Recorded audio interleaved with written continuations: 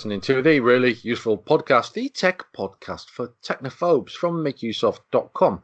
And we're here to talk to you about the latest news that matters, some recommendations, and to give you some tips and tricks on how to make the best use out of your computer, the internet, your mobile phones, and any other tech that you might have lying around. Ben Stegner, how are you? I'm doing good, Christian. It's our my first podcast of the new year, so it's good to be here, and excited to jump in. First, we have the news, and I think a few of us at MakeUseOf have had a look at this. This is the Moft Z foldable standing desk. It's a Kickstarter campaign that's launched, and most of the time we would more or less overlook, if not ignore, Kickstarter campaigns. But the Moft Z, it might be Moft Z because obviously I'm not American. It's a foldable laptop stand that also works as a standing desk, so it's got a double purpose. It looks really, really useful. I'm sorely tempted, to be honest with you, because you normally laptop stands, they're a bit flimsy or they're overly bulky, and then standing desks, those things are huge. But this is foldable. Yeah, to be honest with you, I'm not certain if it's the same, but when we were at CES and some of the other trips we had, Tina had one of these foldable stands, not the standing desk one, but it was just a small stand that fully compacts, so you don't even know it's on the bottom of your laptop. And then when you expand it, you're on your laptop at a table or whatever, but it's more like, it's a more usable angle. So to have that combined with the standing desk aspect is pretty slick. I mean, anything that makes what you have, in this case a laptop, more versatile is pretty nice. And it says it's $50 for the early bird price. I mean, if you work on a laptop at all often, I think that's definitely worth it, because standing desks are hundreds of dollars. Yeah, absolutely. I mean, I do stand to do a bit of work quite often. If I go to my local coffee bar, I will stand at the bar overlooking the window and watch people. I can sit down, obviously, but I can stand up as well. And it, changes the posture, gets you moving around as well, because when you sat typing a lot, then there isn't a lot of exercise being done, is there? Right. So something like this, I think, it's definitely worth checking out, considering. And, it's a Kickstarter. It looks like an achievable Kickstarter as well, which I think is why we've featured it on MakeUseOf.com. So follow the link in the show notes to find out more about the Moft Z invisible laptop stand and standing desk. Claims to be invisible. Obviously, you can see it. It's not like Harry Potter's cloak or anything like that. And another news item which may be of interest to you is that Redbox has launched a new streaming service called Free Live TV, which it's a very, very nice name. I wonder what it does. What it says. Actually, it catches mice for you. No, actually, it gives you free live TV.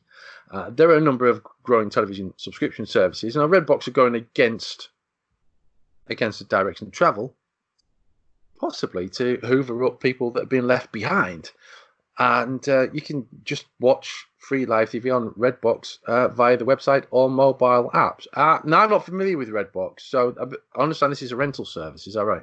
Yeah. I haven't used everything it offers, but to my knowledge, it started out as like a kiosk that appears at like grocery stores and drugstores and stuff like that, where it has a selection of new and older movies, and it's like $1 a night. It might have gone up, but it was $1 a night when it started. So the idea is, you rent the movie on your way home, and then you watch it. Maybe the next day or 2 days later, whenever you're ready to return it, you just return it, and then you pay $1 or $2 or however long you had it.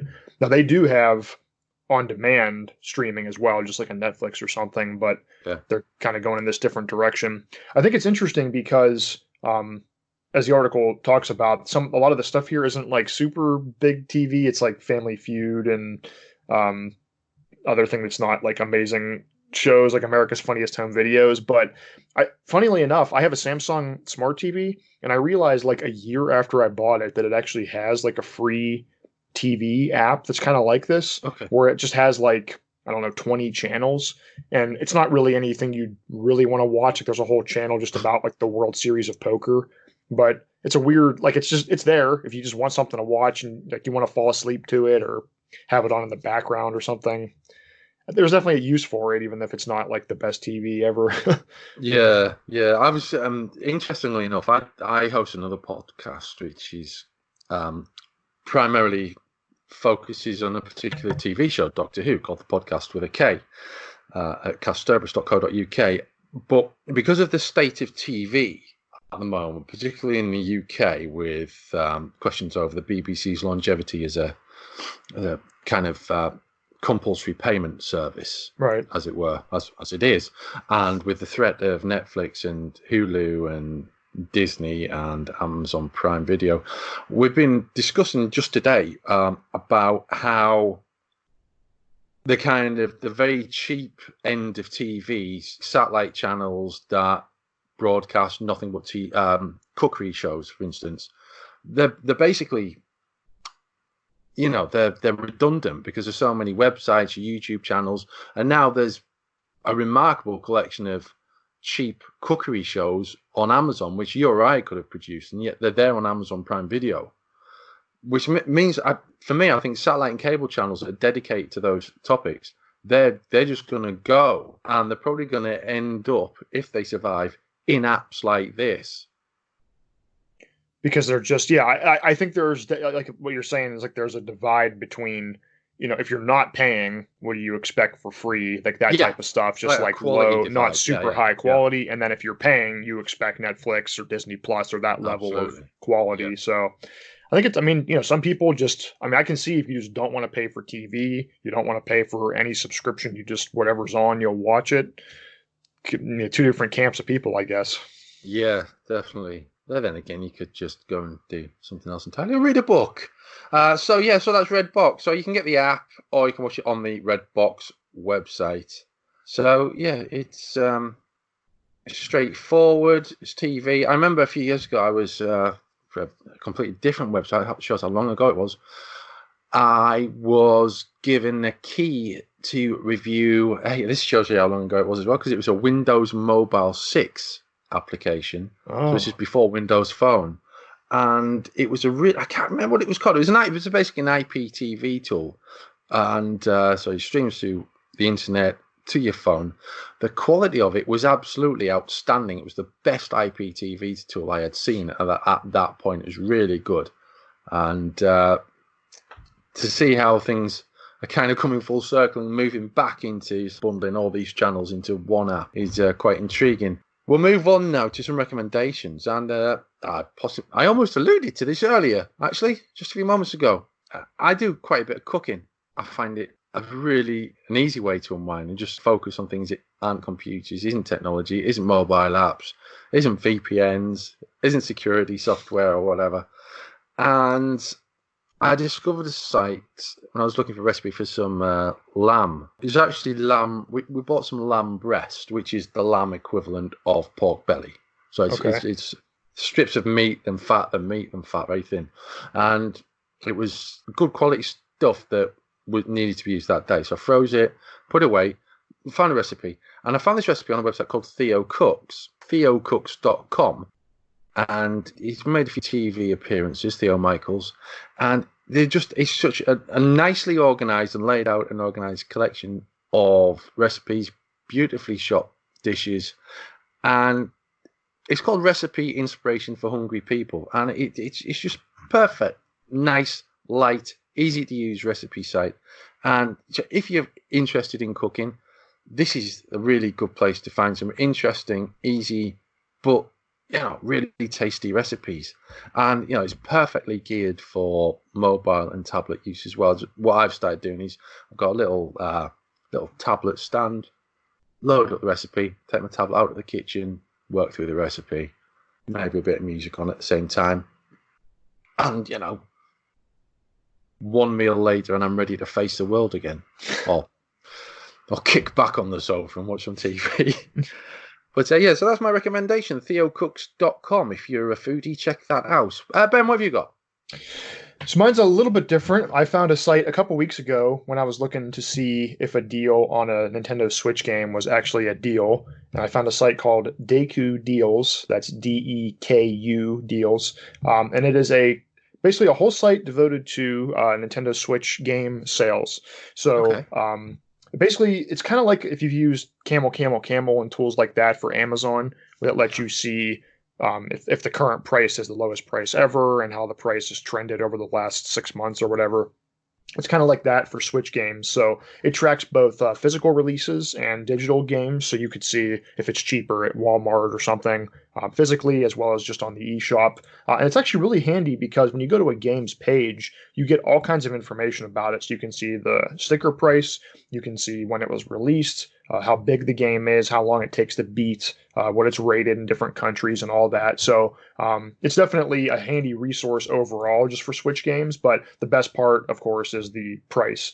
So when I'm looking at a game right here, you can see what it costs on the digital eShop, when that sale ends, if that's the best price or if it matches the best price or whatever. And then you can also see what it costs at other sites. So if you're ever interested in looking at a Switch game, you don't want to pay full price for it, check it out here. You can also add the game to your wish list, and then they'll email you when it goes on sale. So it's a super great way to keep an eye out for games without having to check it every day yourself.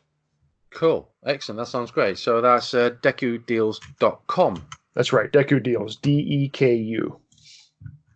Yeah, that will be in the show notes as well. Now, I noticed we've got some new subscribers to the Really Useful podcast over the past few days. Last week's show was a little bit of an unusual show where we focused purely on Bitcoin and cryptocurrency. We occasionally do one-off focused topic shows, but usually we're talking about more topical stuff and more interesting tips and tricks. But I fully expect that we will be doing another single topic show in the next month or so. So stay tuned for that if that is what you're here for. In the meantime, it's tips and tricks. I'm going to go first with tips to optimize Wi-Fi reception in your home. Now, there are so many ways you can actually do this because there are so many different ways that houses are designed, homes are designed, flats designed, whatever. You might not even be looking for it for your home. You might be looking for tips for your workplace or whatever, which again could be one of any almost infinite number of designs. So there are some rules that I'm going to go through rather than to go into any specific detail.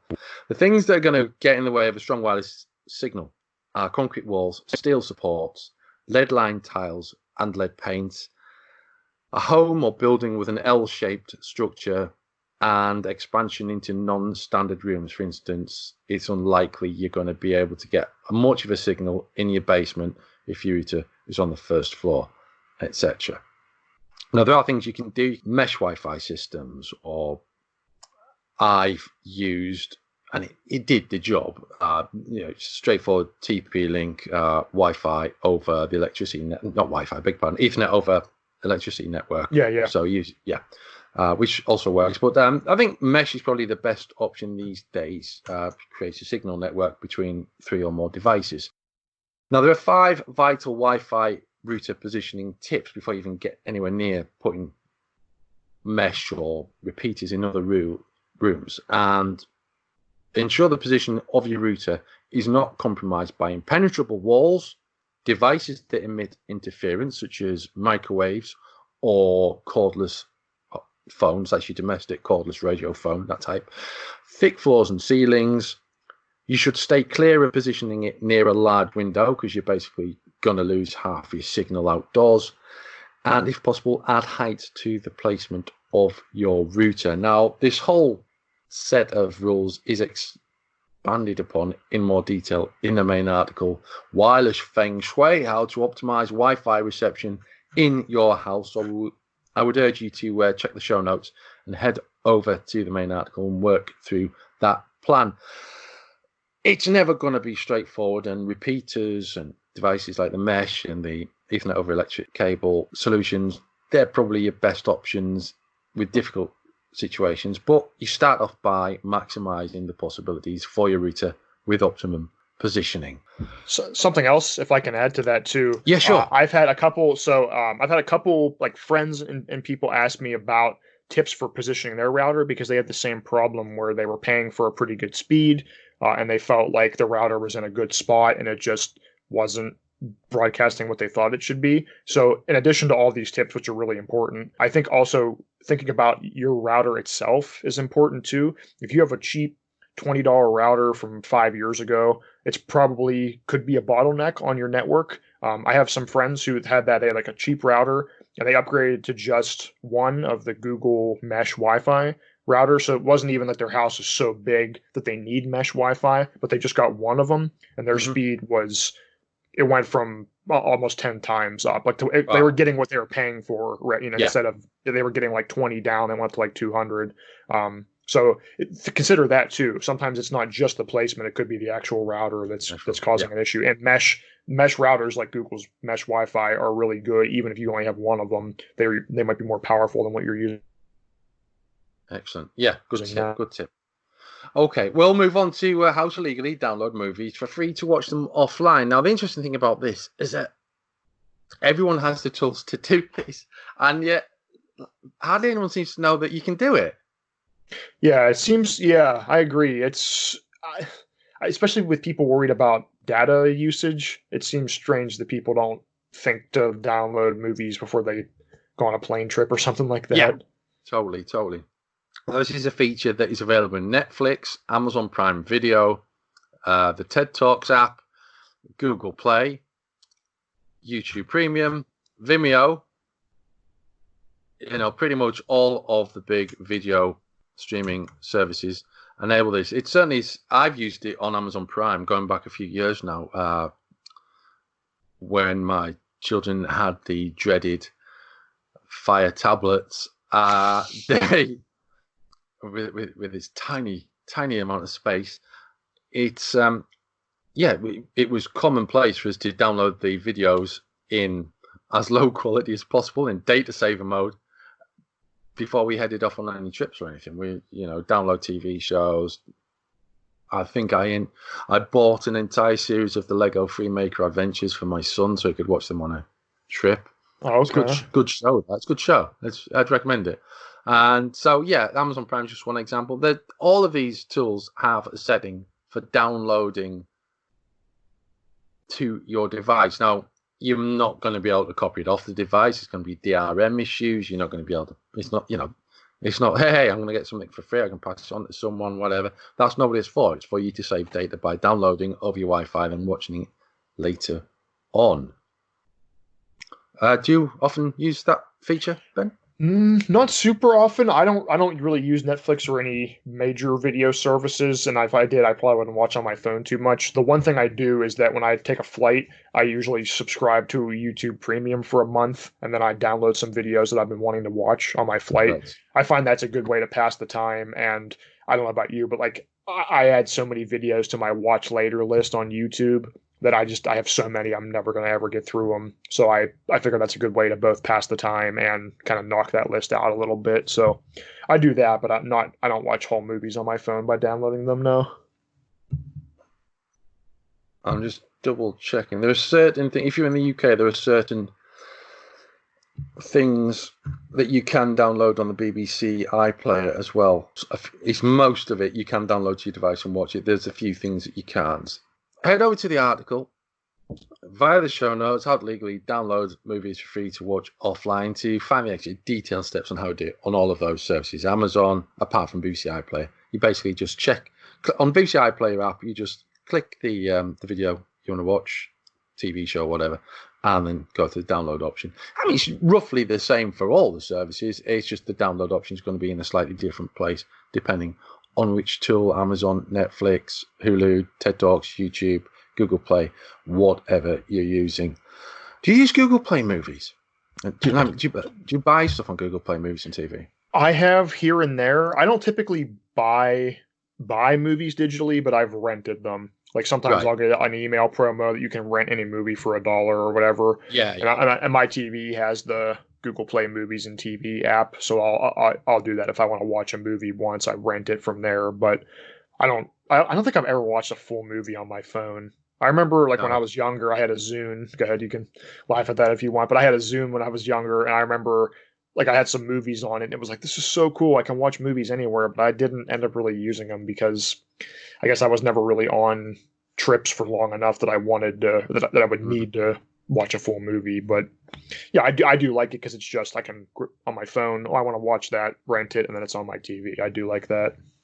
Yeah, I've got a small number of films on Google Play that I probably bought while they're on offer or when they first came out because I was desperate to see them and miss them at the cinemas. That's the case with Bohemian Rhapsody. And some that I bought with Google Play rewards credit. Yeah, I have that too. So that's kind of my rolling.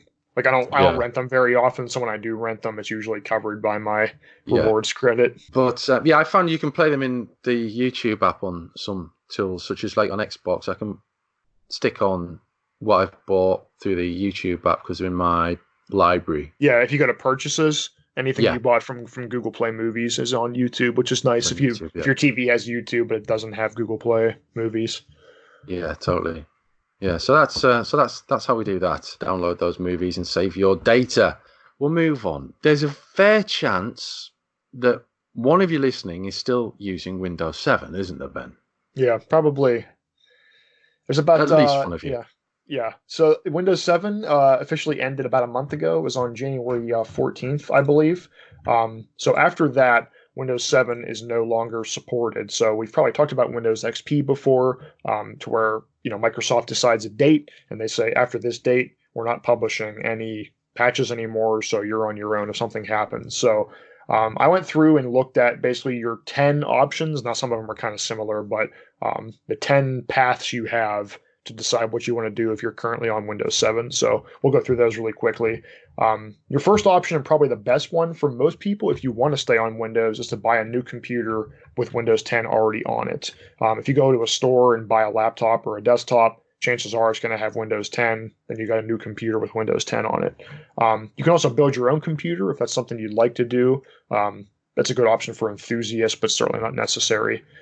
You might be able to install Windows 10 on your current machine, but if you've had it for a long time, it might not run Windows 10 very well, and that's not a fun experience. So if you bought your PC when Windows 7 was new, it's not going to run Windows 10 very well. So that's an option, but probably not a big one for most people.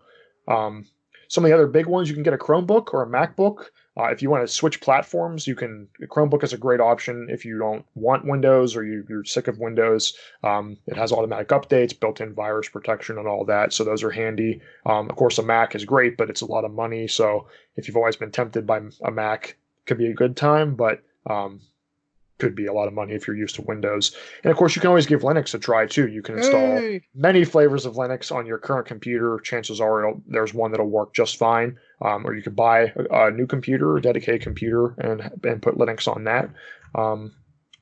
You can also you might be surprised to know that Microsoft has a system where you can actually pay for more Windows 7 updates, but that's for enterprise users, so it's not something that a normal person will want to do. So overall, we just definitely recommend that you get off Windows 7 as soon as possible. It's only a matter of time before the first big security problem happens, and then everyone using Windows 7 will be vulnerable. And of course, software is going to stop working for it too. Eventually, Chrome and Dropbox and Spotify and every other app will drop support for Windows 7 as it gets older. I mean, the security aspect of this is kind of key, isn't it? Because operating systems that are no longer patched are security risks. They're vulnerable to threats. They're vulnerable to being exploited, zero-day exploits, longer-term exploits, because they're not going to get patched. So those, and you might think that, it doesn't matter, I'm running security software, but that security software is only as good to some degree as the operating system that it's installed upon. If the operating system isn't up to scratch, then the security software cannot operate to its full capabilities. You're at risk. So you do need to get off Windows 7 as soon as is practical. We're going to move on to some giveaways that are currently running at MakeUseOf. The first one is the 4K UHD dashcam, the Vava, that I mentioned in an earlier really useful podcast when the review wasn't quite ready. It's now live. There's a video accompanying it.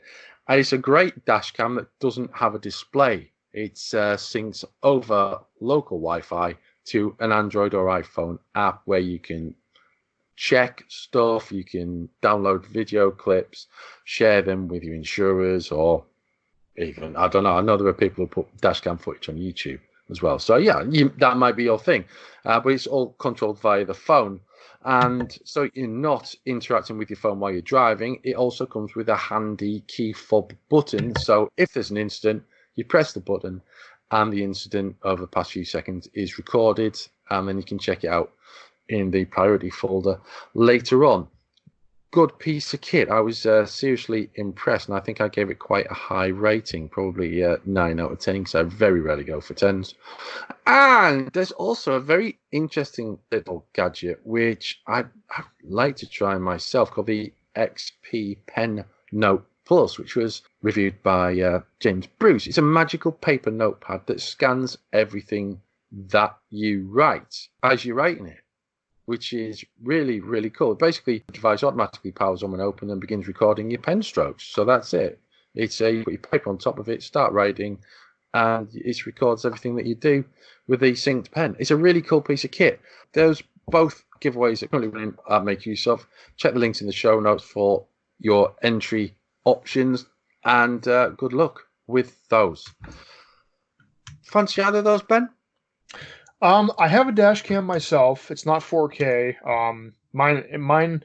I forget how much I paid for it. It does have a screen, but it doesn't have Wi-Fi, so you have to take the card out to manage it. Sure. I wasn't super expensive, and I remember seeing it. It was like one of the best budget ones, because I just figured I'd keep it as a security measure, like you said. I wasn't looking to record footage for YouTube or anything. And then that pen, I'm not a big handwriting person. My writing's not that great, and if I'm trying to take notes quickly, I'd rather type than write, because if I write, it's not going to be very easy to read. So I think that's a cool thing. I had a professor in college that had, I don't know if it was this brand, but something similar. But for me, I don't handwrite too much these days. Yeah, I use a stylus on my Samsung tablet, which is now working, by the way. And it has a nice feature called Screen Off. So while the screen's off, I can pull the pen out, hold the button, tap the screen twice, and then I can just take notes while the screen is off. The screen's not actually off, because you can see where I'm writing. You can see that, but it's white on a black background. It's really useful, and I take a lot of notes like that, or do journaling. And yeah, it's a really useful thing. So I do use handwriting a lot. I'm not too keen on handwriting to text, because that very rarely works well for me, to be honest with you, with my handwriting. But I do find that my handwriting is difficult to read, and I don't mind that, because that means that no one's going to be reading it. It's it's a level of privacy. Yeah, that is true. It's like a little, very light encryption on your own. So you can read it. Then, yeah, I know. I don't think. I mean, I've seen people with worse handwriting than mine. Mine's certainly not. I mean, you wouldn't hire me to do calligraphy or anything like that. So I've seen worse than mine, but it's not that pretty, and especially not when I'm hurrying to write. And it's not. I mean, it's not like high school where I would write more often, and so even though my handwriting's not great, I did it often enough that I was kind of in practice. Now I don't write that much, and so when I do write, it's not great unless I'm really focusing. Yeah, same here.